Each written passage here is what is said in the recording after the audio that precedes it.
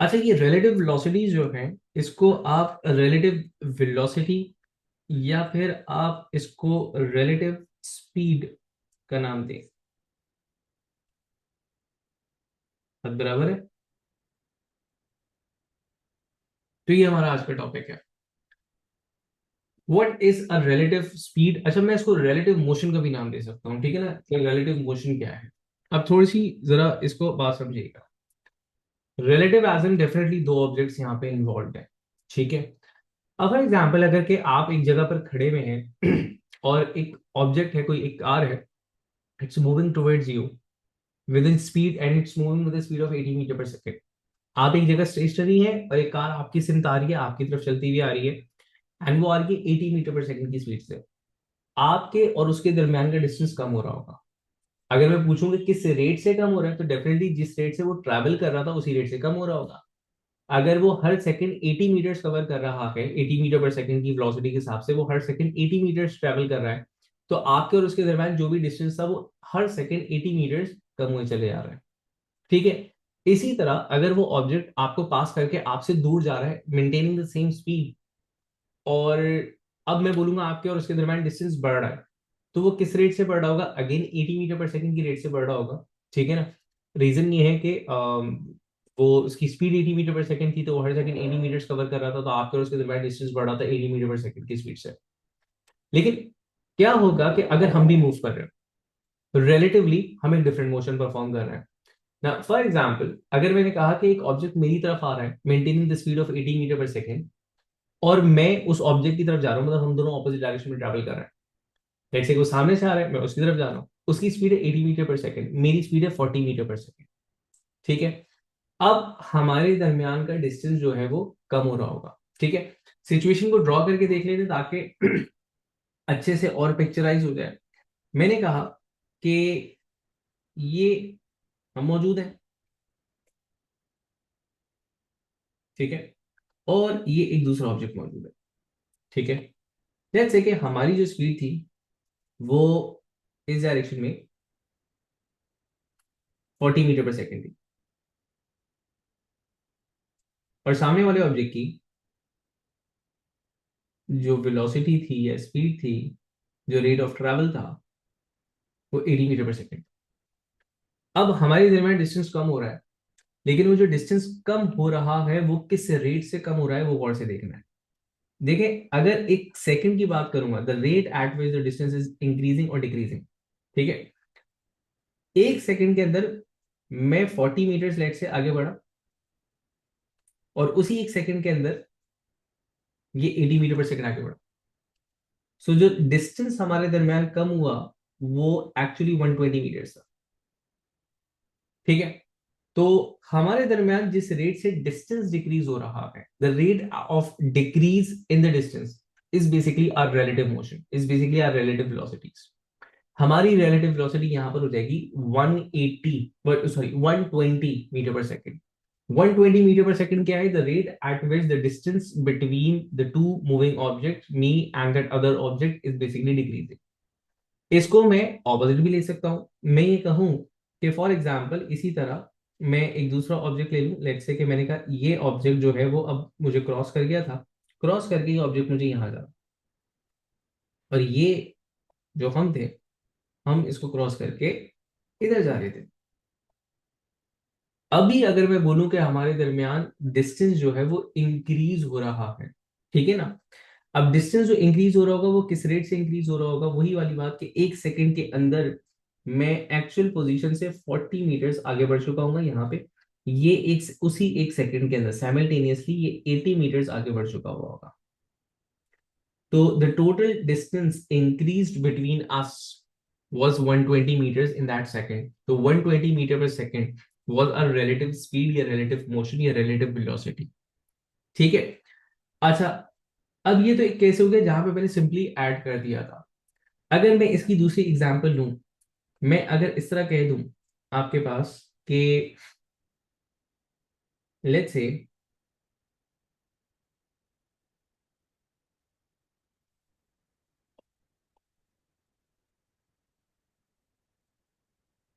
एक ऑब्जेक्ट तो जा ही इस तरह रहा था, ठीक है। दूसरा ऑब्जेक्ट भी इसी डायरेक्शन में जा रहा है, ठीक है, और स्पीड जो है वो डिफरेंट है। स्पीड लेट्स से 80 का ही एक वैल्यू लेते हैं,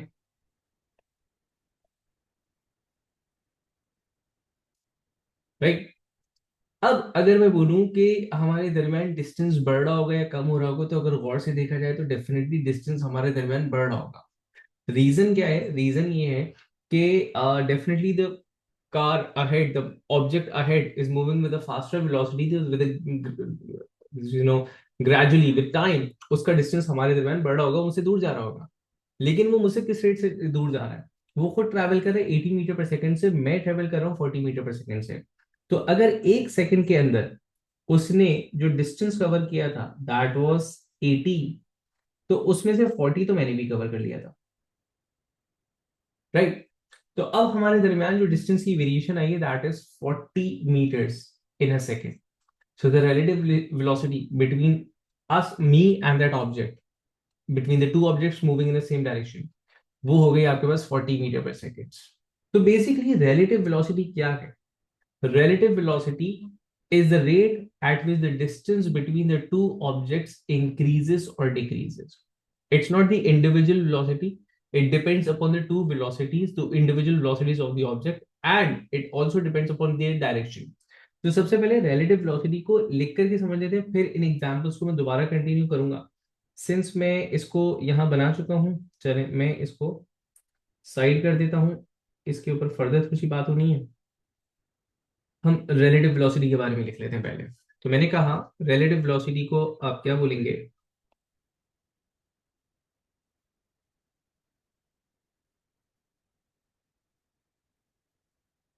आप लिखेंगे rate of change in distance between two objects,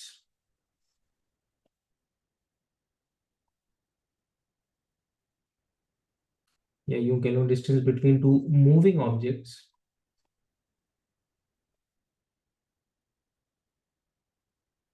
is referred as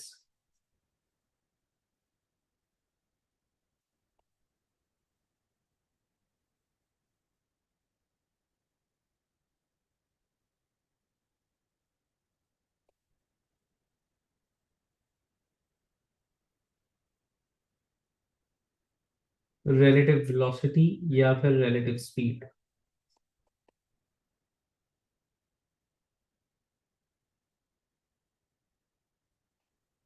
तो याद रहे कि ये वो डिस्टेंस नहीं है जिसपे ऑब्जेक्ट मूव कर रहा है। This is the distance that is increasing और डिक्रीजिंग बिटवीन टू ऑब्जेक्ट्स, जिसपे ऑब्जेक्ट खुद मूव नहीं कर रहा, ठीक है। अब दूसरा पॉइंट ये है कि रिलेटिव स्पीड को जब हम दोनों अभी जो इतने सारे हमने दो तीन केसेस हमने देखे, उसके अंदर देखा था कि या तो ये डिस्टेंस इंक्रीज हो रहा होता है या तो डिस्टेंस डिक्रीज हो रहा होता है। मतलब अगर आप इसको यहाँ पे देखो, मेरी पहली वाली एग्जांपल में यहाँ पे डिस्टेंस डिक्रीज हो रहा था, एंड यहाँ पे सेकंड एग्जांपल के अंदर डिस्टेंस इंक्रीज हो रहा है। So if the distance is decreasing, so the relative the rate at which it's decreasing वो कहलाएगा आपके पास रिलेटिव स्पीड ऑफ अप्रोच। और अगर डिस्टेंस जो है इनके दरमियान बढ़ रहा है तो वो कहलाएगा रिलेटिव स्पीड ऑफ सेपरेशन। तो ये भी पॉइंट हम यहाँ पे लिख लेते हैं,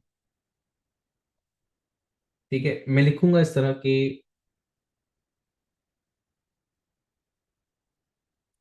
if the distance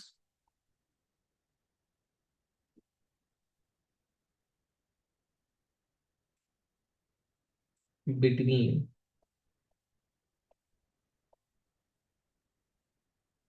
to moving objects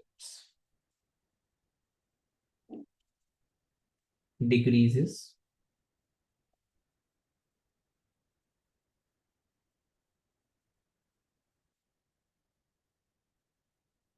the rate of it decrease, the rate of its decrease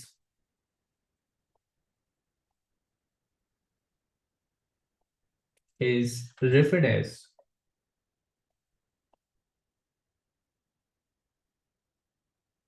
relative speed of approach, कि वो दोनों ऑब्जेक्ट एक दूसरे को अप्रोच कर रहे हैं, एक दूसरे के नजदीक आ रहे हैं।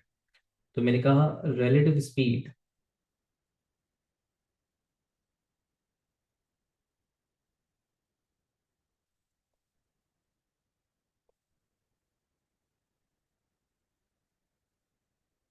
ठीक है। अच्छा, इसी तरह अगर मैं कहूं कि दो ऑब्जेक्ट्स के दरमियान का जो डिस्टेंस था वो इंक्रीज हो रहा था, तो वो जिस रेट से इंक्रीज होगा वो कहलाएगी मेरे पास रिलेटिव स्पीड ऑफ सेपरेशन। ठीक है। तो मैं इसी पॉइंट को इस तरह लिख रहा हूं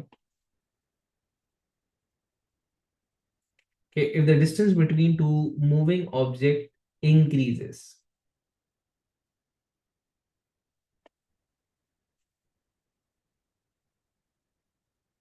मतलब एक दूसरे से दूर जा रहे हैं, ठीक है। So the rate of its increase, उस डिस्टेंस के इंक्रीज होने का जो रेट है,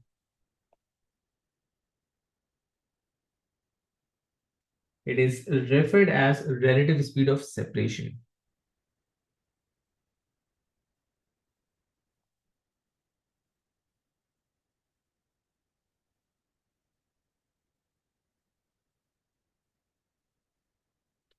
ठीक है ना। नाउ द पॉइंट इज कि रिलेटिव स्पीड ऑफ अप्रोच या रिलेटिव स्पीड ऑफ सेपरेशन हम निकालते हैं किस तरह और एनालाइज किस तरह करेंगे कि इज इट अप्रोच और इज इट अ सेपरेशन वाला केस, ठीक है ना। तो अब देखो हमारे पास एक तो आदि मतलब अच्छी खासी एग्जांपल्स तो हम इसको देख ही चुके हैं, इसी में से हम कंटिन्यू करेंगे, यानी इन्हीं एग्जांपल से हम देखेंगे। ठीक है। एक एग्जांपल इसके अंदर और ऐड कर रहा हूं मैं, ठीक है। तो मैंने कहा था कि हमारे पास मैंने दो ऑब्जेक्ट्स लिए थे, 80 और 40 की डिफरेंट मैंने स्पीड्स ली थी, ठीक है। अच्छा, ऑब्जेक्ट्स को हमने इस तरह मूव करवाया था कि पहली जो हमने एग्जांपल देखी थी, ऑब्जेक्ट जो है वो दोनों में ऑपोजिट डायरेक्शन में ट्रेवल कर रहे थे, ठीक है। पहली दो एग्जांपल्स के अंदर। अच्छा, अगर मैं चौथी की एग्जांपल बनाऊं, ठीक है, तो उस एग्जांपल को एक दफा देखिएगा। मैं कहूं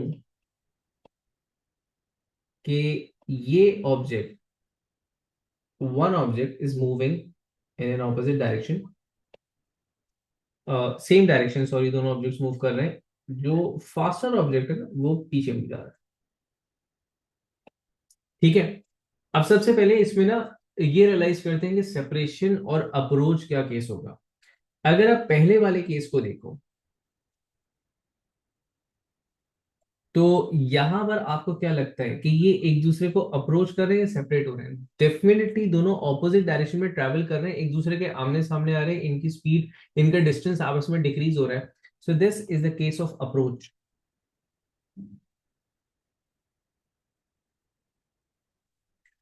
अगर सेकंड केस को देखो, तो सेकंड केस के अंदर जो दोनों ऑब्जेक्ट्स हैं वो एक दूसरे से दूर जा रहे हैं, ऑपोजिट डायरेक्शन में ट्रैवल कर रहे हैं, जस्ट लाइक ऊपर वाली एग्जांपल, लेकिन यहां पर वो एक दूसरे से दूर जा रहे हैं, ठीक है।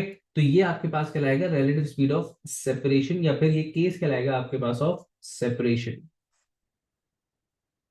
ठीक है। सिमिलरली अब यहां पे थोड़ा सा ट्रिकी होगा, दोनों सेम डायरेक्शन में ट्रेवल कर रहे हैं, लेकिन अगर आगे चलने वाला ऑब्जेक्ट आपके पास फास्टर ट्रैवल कर रहा है, पीछे से आने वाला ऑब्जेक्ट स्लोअर ट्रैवल कर रहा है, तो डेफिनेटली जो आगे चल रहा है वो उसका डिस्टेंस बढ़ता चला जाएगा। तो ये अगेन हो गया आपके पास a case of separation. And lastly, अगर हम चल रहे हैं विद 40 और पीछे से एक ऑब्जेक्ट आ रहा है 80 की स्पीड से, डेफिनेटली वो हमसे फास्टर ट्रेवल कर रहा है, तो विद विद टाइम उसके हमारे दरमियान डिस्टेंस कम होगा, इवेंचुअली शायद वो आगे भी निकल जाए, लेकिन हमने अभी ये देखना है कि उसका डिस्टेंस कम हो रहा है। सो ये आपके पास कहलाएगा अगेन अप्रोच। तो एक बात तो ये समझ में आई कि अप्रोच और सेपरेशन को एनालाइज करना थोड़ा सा आसान है, हमें बस देखना है कि ऑब्जेक्ट किस डायरेक्शन में और किस किस तरह ट्रैवल कर रहा है, कॉमन सेंस की सी बात है ना। द पॉइंट इसके मैं वैल्यूज किस तरह निकाल रहा हूँ, वो जो रिलेटिव स्पीड है वो मैं किस तरह निकाल रहा हूँ। अगर पहला एग्जाम्पल आप देखें, तो पहले एग्जाम्पल में मैंने कहा था डिस्टेंस इनके दरमियान का हो रहा है आपके पास कम, तो यहां पे मैं इसको सॉल्व करूंगा 40 प्लस 80, जो कि मेरे पास आया था 120 मीटर्स पर सेकेंड, ठीक है। अच्छा, अगर मैं यहां सेकंड केस में देखूंगा, तो ये मेरे पास 80 माइनस 40, जो कि मेरे पास आ जाता है 40 मीटर पर सेकेंड। सॉरी, या फिर गलत कर दिया ये। क्यू के दोनों ही एक साथ ट्रैवल कर रहे हैं, ये गलती हो गई, एक सेकेंड इसको बेटा। चले जी, आईपैड आहिस्ता आहिस्ता साथ छोड़ रहा है मेरा। ठीक है। इस बेचारे को मैंने लिया था जब कोविड आया था 2020 में। तो 2020 से इट्स 25, और ये रोजाना मेरे साथ क्लासेस कंडक्ट कर रहा है, इसकी बस हो गई अब। ठीक है, चलें। तो मैंने कहा यहां पर 40 डिस्टेंस अगर एक ऑब्जेक्ट कवर कर रहा है, तो सेकंड ऑब्जेक्ट 80 डिस्टेंस कवर कर रहा है उसी टाइम के अंदर, तो टोटल डिस्टेंस आपके पास इंक्रीज हो रहा है। तो इनका रिलेटिव मोशन हो जाएगा आपके पास 120 मीटर पर सेकेंड का।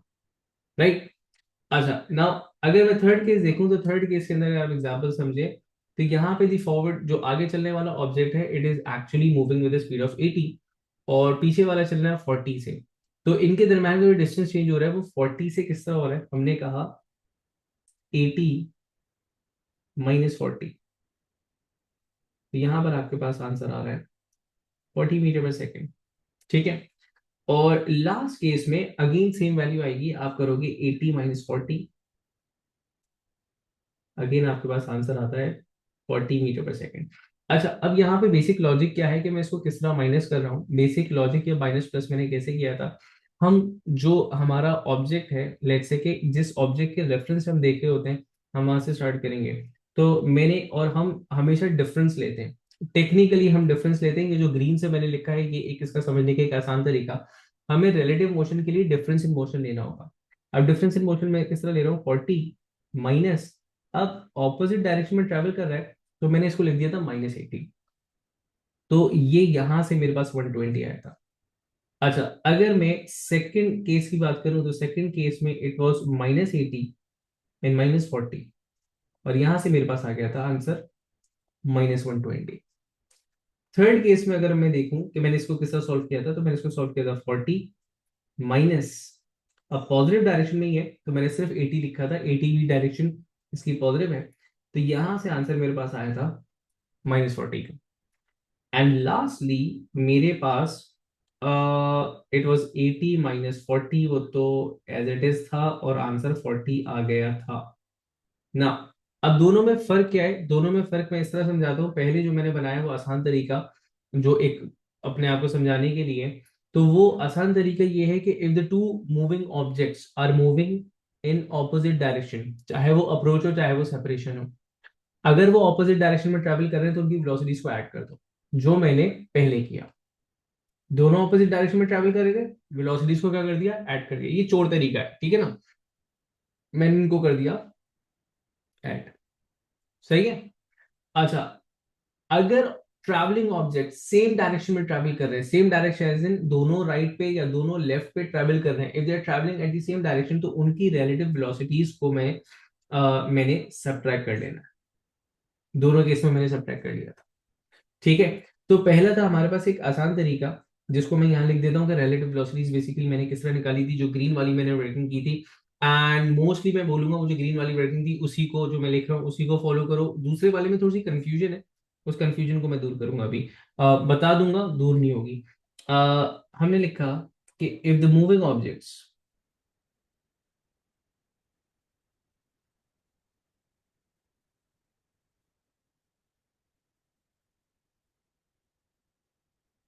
ट्रेवल इन ऑपोजिट डायरेक्शन, अब चाहे वो अप्रोच हो चाहे वो सेपरेशन हो, बस ऑपोजिट डायरेक्शन में ट्रेवल कर रहे हैं,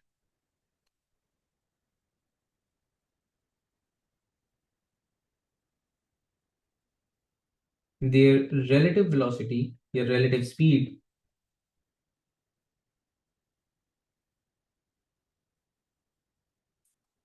is the sum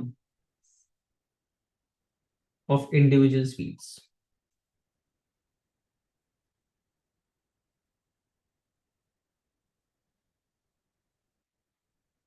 ठीक है, इंडिविजुअल स्पीड्स को ऐड कर दिया था आपने। सही है।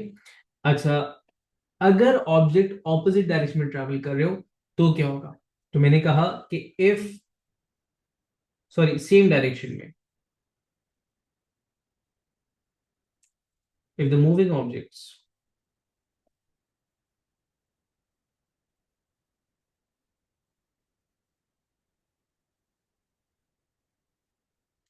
ट्रैवल इन सेम डायरेक्शन, मतलब दोनों लेफ्ट की तरफ जा रहे थे या दोनों राइट की तरफ जा रहे थे, सेम डायरेक्शन में ट्रैवल कर रहे हैं, same direction,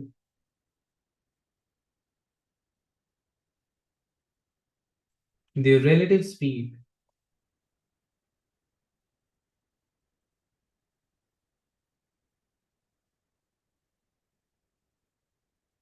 is the difference, as in subtraction है,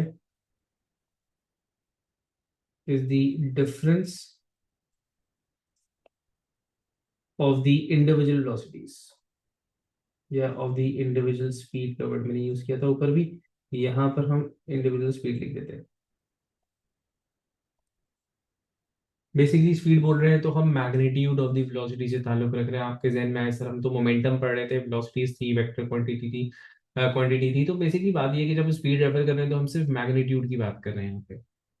आ रही है समझ में? तो इस तरह हम लोगों ने रिलेटिव स्पीड्स निकाली थी ना। What is the second method? अगर आप यहाँ पे वर्ड से देखो तो कहीं पे आंसर मैग्नीट्यूड वही है, आंसर पॉजिटिव एंड नेगेटिव के अंदर आ रहा है, बस इस बात का फर्क आ रहा है।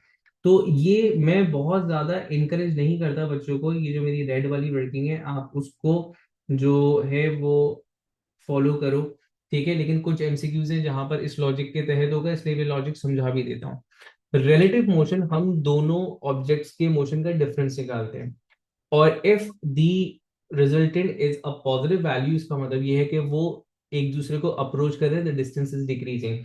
And if the value is negative, इसका मतलब ये है कि वो एक दूसरे से सेपरेट कर रहे हैं, डिस्टेंस इज इंक्रीजिंग। अब सिंस नेगेटिव और पॉजिटिव हमारे जहन में डायरेक्शन के लिहाज से होता है, इस वजह से हमें एक कंफ्यूजन हो जाएगी। अब इसी एक स्टेटमेंट के अंदर पॉजिटिव नेगेटिव डिफरेंट स्टेटमेंट दे रहे हैं। यहां पर नेगेटिव साइन डायरेक्शन को रिप्रेजेंट कर रहा है, ठीक है। ये जो नेगेटिविटी है ये डायरेक्शन को रिप्रेजेंट कर रहा है। लेकिन अगर आप 120 के साथ नेगेटिव देखोगे तो ये सेपरेशन को रिप्रेजेंट कर रहा है। तो ये एक कंफ्यूजन हो जाती है। मैं अभी उस स्लाइड की तरफ आ रहा हूँ, वो थोड़ी सी कंफ्यूजन हो जाती है, ठीक है। तो इस वजह से I don't prefer, I don't encourage कि यार ये वाला मेथड देखो, आपने सिर्फ एक ये वाली लॉजिक याद कर ली जो कि स्लाइटली चोर तरीका भी है। लॉजिक क्या है कि अगर सेम डायरेक्शन में जा रहे हैं तो भाई सबट्रैक्ट कर दो, ऑपोजिट डायरेक्शन में जा रहे हैं तो आप उनको ऐड कर दोगे। और अप्रोच और सेपरेशन तो देख के ही आपको अंदाजा हो जाती है, ठीक है। तो these were the points.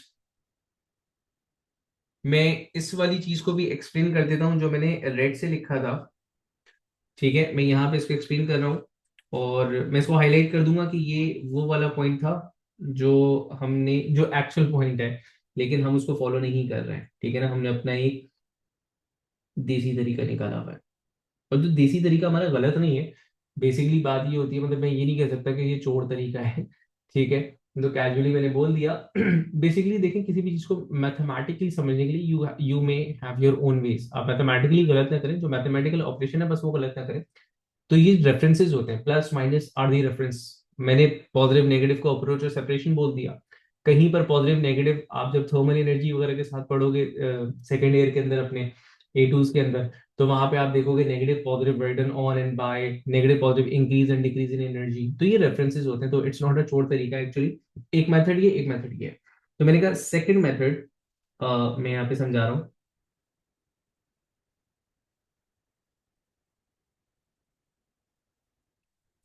Second method क्या है? रिलेटिव स्पीड या रिलेटिव वेलोसिटी। इसको मैं वेलोसिटी क्यों कह देता हूँ, यहाँ पे डायरेक्शन इन्वॉल्व है तो रेफरेंस के लिए याद रहेगा। इज द डिफरेंस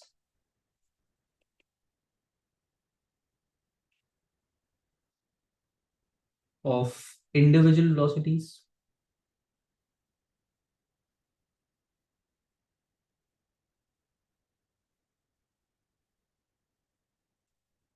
ठीक है।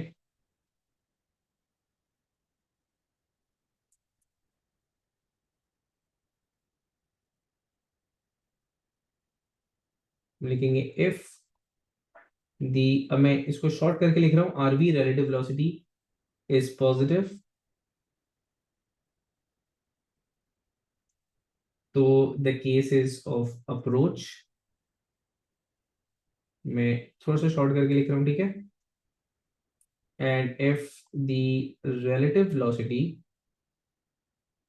is negative, so it's a case of separation. सिर्फ कुछ एमसीक्यूज ऐसे हैं जिसके अंदर एग्जामिनर एक्सपेक्ट करता है कि हमने इस लॉजिक से क्वेश्चन सॉल्व करना है, तो वहां पे कंफ्यूजन नहीं हो जाए बच्चों को कि सर वहां पे तो आप कुछ कह रहे थे, यहाँ पे आप कोई दूसरी लॉजिक लगा रहे हैं, इसलिए मैंने इसको समझाया। लेकिन स्टिल आई वुड प्रेफर कि आप ये कम और जो पहला वाला मेथड है उसको ज्यादा सॉल्व करेंगे। एंड इवेंचुअली क्या होता है कि कुछ चीजें आप अपने तौर पे खुद भी अपने आप को समझा रहे होते हो, मतलब उसका एक डेफिनेट वे नहीं होता, तो विद प्रैक्टिस आपको खुद ही समझ में आ जाती है, अच्छा यार मैं इसको इस तरह कर लेता हूँ, ठीक है ना। द पॉइंट इज कि हम रिलेटिव वेलोसिटीज को क्यों समझ रहे हैं, रिलेटिव रिलेटिव स्पीड्स को, हमारे मोमेंटम के अंदर क्या काम है, बहुत गहरा काम है।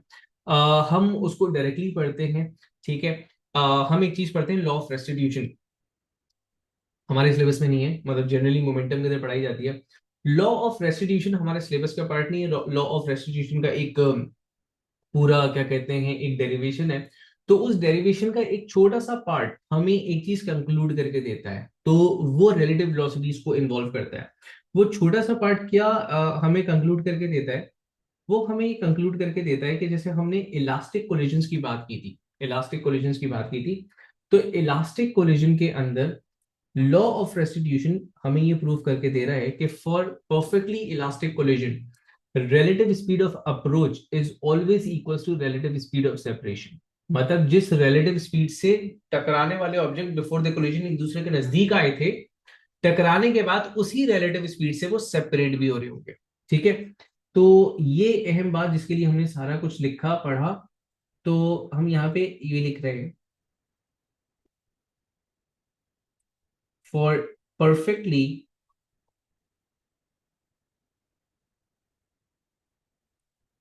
elastic collision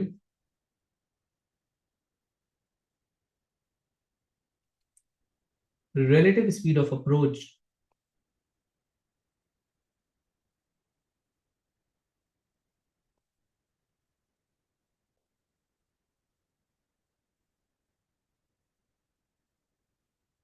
is always equals to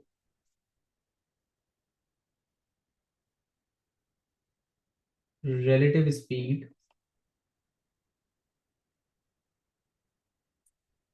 of separation।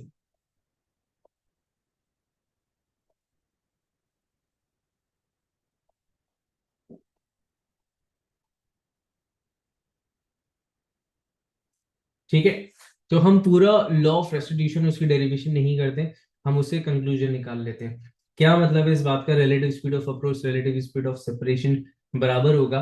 अब इसको इस तरह समझे कि फॉर एग्जांपल मैंने कहा, मैं यहां से, चले एक नई पिक्चर बना लेते हैं। लेट्स से मैंने कहा कि दो ऑब्जेक्ट्स हैं और वो कुछ रिलेटिवली इस स्पीड से चलते हुए आ रहे हैं।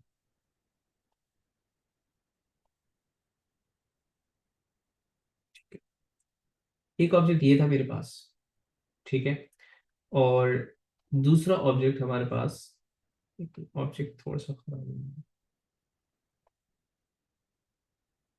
So this was one of the object, ठीक है, एंड दूसरा ऑब्जेक्ट हमारे पास ये रहा, ठीक है। Masses could be same, masses could be different, उससे हमारा कोई ताल्लुक यहाँ पे नहीं है। लेट्स से कि मैं कहता हूँ कि ऑब्जेक्ट वन जो था, मैं इसको M1 नाम देता हूँ, इसको मैं M2 नाम देता हूँ। Supposing M1 and M2 are not equal to each other, ठीक है। मैंने कहा M1 जो है वो आपके पास आ रहा था विद वेलोसिटी v, और M2 जो है वो आपके पास आ रहा था विद वेलोसिटी 1.5 v। वैल्यूज नहीं की मैंने, बस इतनी वेलोसिटीज के साथ ये आ रहा है। अच्छा, और हम ये कहते हैं कि ये इलास्टिकली, परफेक्टली इलास्टिकली कोलाइड करेगा एक दूसरे से। M1 यहाँ और M2 अब यहाँ है, और दोनों जो है वो एक दूसरे से सेपरेट हो रहे होंगे यहाँ पे, ठीक है ना।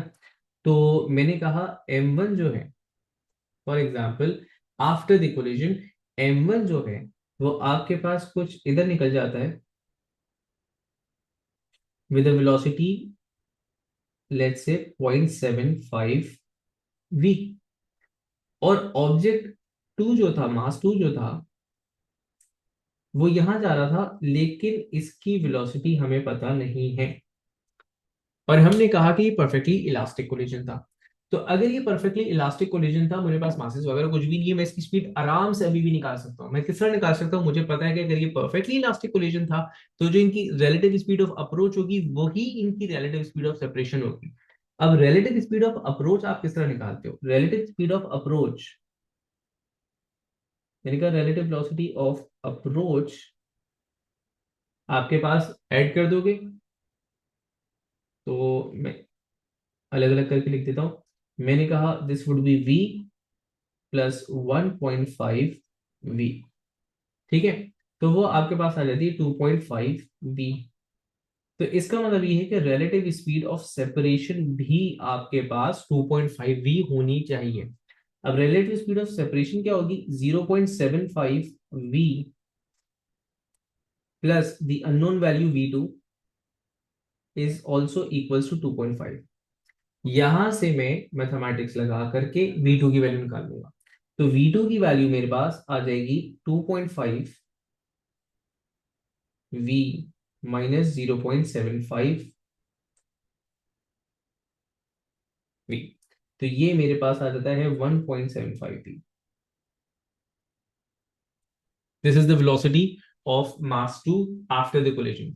तो पहली बात, रिलेटिव अगर परफेक्टली इलास्टिक कोलिजन है तो बिफोर एंड फाइनल की स्पीड्स का अंदाजा रिलेटिव स्पीड से निकाला जा सकता है। और एक दूसरी बात यह है कि अगर मुझे ये देखना ही है कि ये जो ऑब्जेक्ट्स कोलाइड किए हैं आपस में, इनका कोलिजन इलास्टिक था या इनइलास्टिक था, तो एक तरीके कार तो ये था कि मैं स्पीड्स देख लूं, ठीक है, मैं देखूं कि, सॉरी, इनकी काइनेटिक एनर्जीज देख लूं। मैं देखूं कि जनाब टोटल काइनेटिक एनर्जीज बराबर थी या नहीं थी, राइट। अगर बराबर आ रही है तो इलास्टिक है, नहीं आ रही तो इनइलास्टिक है, कुछ एनर्जी लॉस हो गई है। लेट्स से कि मुझे एनर्जीज कैलकुलेट नहीं करनी, बड़ा लंबा प्रोसीजर एनर्जीज कैलकुलेट करने का, या लेट्स से मुझे मासेस ही नहीं पता था। दो कोलाइडिंग ऑब्जेक्ट थे, मुझे उनके मासेस नहीं पता थे। जब मास नहीं पता तो ना मैं मोमेंटम निकाल सकता हूँ, ना मैं उनकी एनर्जीज निकाल सकता हूँ। लेकिन मुझे मालूम करना है कि ये इलास्टिक है इन इलास्टिक, तो एक बेहतरीन तरीका ये है कि मैं उनकी रिलेटिव स्पीड्स के थ्रू ही ये मालूम कर सकता हूँ कि ये इलास्टिक था या इन इलास्टिक था। अप्रोच एंड सेपरेशन बराबर आ गया मतलब इलास्टिक, अप्रोच एंड सेपरेशन बराबर नहीं आ रहा मतलब इन इलास्टिक कोलिजन का एनर्जी लॉस हो चुकी है, ठीक है ना। एक और मजेदार चीज सुनिए, एक और मजेदार चीज सुनिए for a perfectly elastic collision. तो परफेक्टली इलास्टिक कोलिजन का एक चीज तो हमने ये देखा कि आपके पास relative speed of approach is equal to relative speed of separation, ठीक है। तो दूसरी मजेदार बात परफेक्टली इलास्टिक कोलिजन की, दूसरी मजेदार बात, ये भी एमसीक्यूज में बहुत ज्यादा सॉल्व करेंगे हम, समझ नहीं की पॉइंट्स एमसीक्यूज के लिए हम निकाल रहे हैं। हम लिखेंगे if two identical masses, identical objects बोलता हूं, आइडेंटिकल ऑब्जेक्ट्स बोलने से मतलब इक्वल मास। दो ऑब्जेक्ट्स हिट कर रहे थे, दोनों का मास क्या था आपके पास? इक्वल था। Collides elastically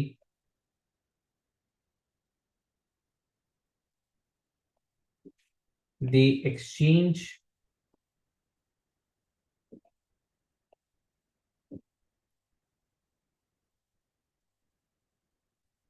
exchange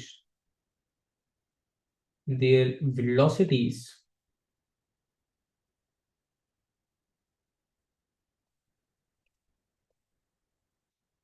after the collision।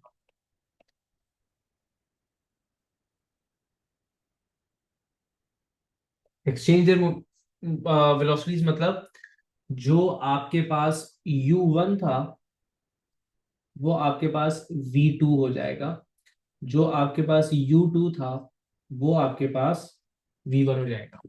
Velocities आपस में एक्सचेंज कर लेंगे। सिर्फ वेलोसिटीज का मैग्नीट्यूड एक्सचेंज नहीं कर रहे, डायरेक्शन भी एक्सचेंज कर लेंगे।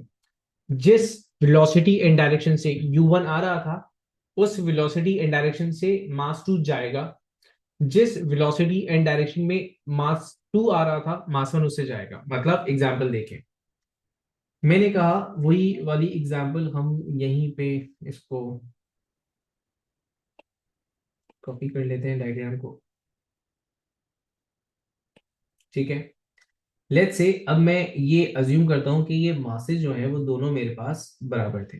ठीक है, तो ये मास एंड ये मास बराबर था, ये ऑब्जेक्ट चले इसको हम ऐसे ही कह देते हैं।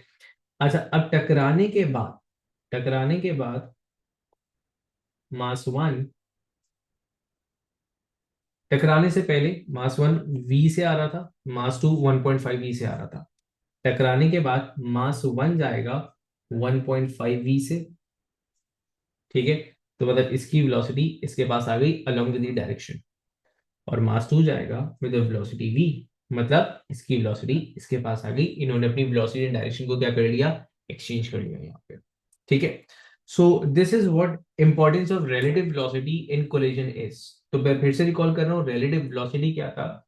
रिलेटिव वेलोसिटी आपके पास था the rate at which the distance between the two moving object is either increasing or decreasing. If the distance is increasing, so the rate of the increase in distance वो आपके पास कहलाएगा relative speed of separation. अगर distance is decreasing between the two moving objects तो rate कहलाएगा relative speed of approach. Relative speed of approach और separation निकालने का तरीकेकार क्या है कि if the two moving objects are traveling in opposite direction, either towards or opposite to each other, लेकिन दोनों की डायरेक्शन ऑपोजिट थी।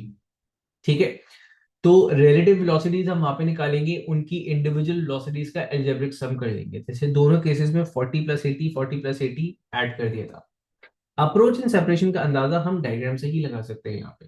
ठीक है, and if the two moving objects, if the moving objects are traveling in the same direction towards right or towards left, upward downward, दोनों की direction same थी, तो रिलेटिव स्पीड आपके पास होगी the difference between the two moving objects, difference between their individual speeds.